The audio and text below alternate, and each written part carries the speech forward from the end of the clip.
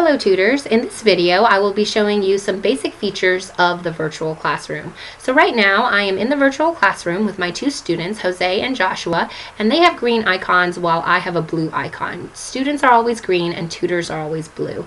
Now I can make sure that I have mic control up at the top here, and I also have writing control. But Jose does not have mic or writing control, so I need to give those to him right away. Now when I look at Joshua's icon, he is actually in the main room. I need to move him to Joshua's room so that he can get ready for tutoring. So I'll go ahead and move Joshua to Joshua's room. And now I can go ahead and check to make sure that Joshua is in Joshua's room. When I start tutoring Jose, I can use any of the icons here on the left side to help me with my tutoring. So as I'm explaining concepts, I can use the pointer to point out certain things on the screen, and I can also use the writing tool to write down any extra information. So for example, the sum of these two angles is 126 degrees, and I can go ahead and write that down, and I can use the big X button here to delete large pieces of writing.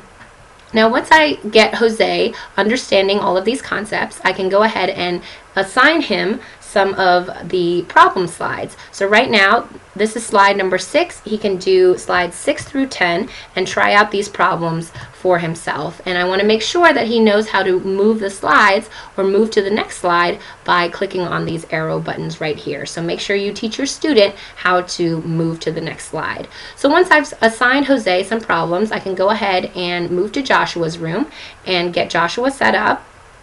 So I'm going to give Joshua mic control and writing control, and I'll go ahead and start tutoring him in circles.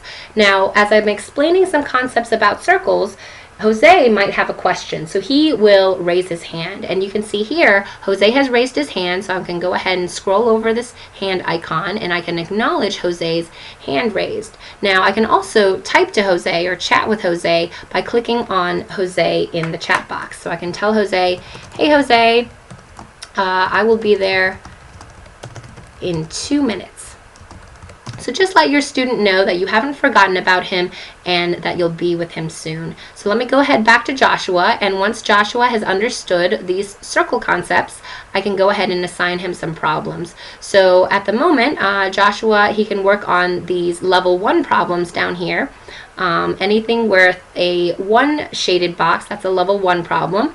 But with 2 shaded boxes, you've got a level 2 problem. So Joshua is a more advanced student, so therefore I will go ahead and assign him some level 2 problems, and I'll go ahead and ask him to do problems 19 through 23, and he can go ahead and work on those. So let me go ahead and go back and check on Jose, and I can make sure that the questions that he answered are correct. Now there are 2 other features I'd like to mention. This X box, this orange X box at the top of the screen here, if you click on this in the middle of a session, it will kick you out and it will kick the students out. So you definitely don't want to click on this in the middle of a session. If you need to leave the virtual classroom at any time, you can go ahead and click on the X box at the top of your window, and that will allow you to leave while your students will remain in the session.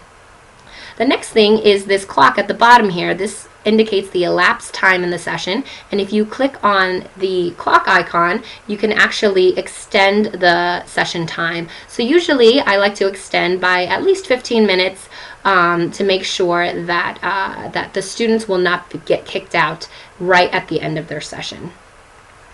So these are some of the basic features of the virtual classroom that you can take advantage of while you're tutoring.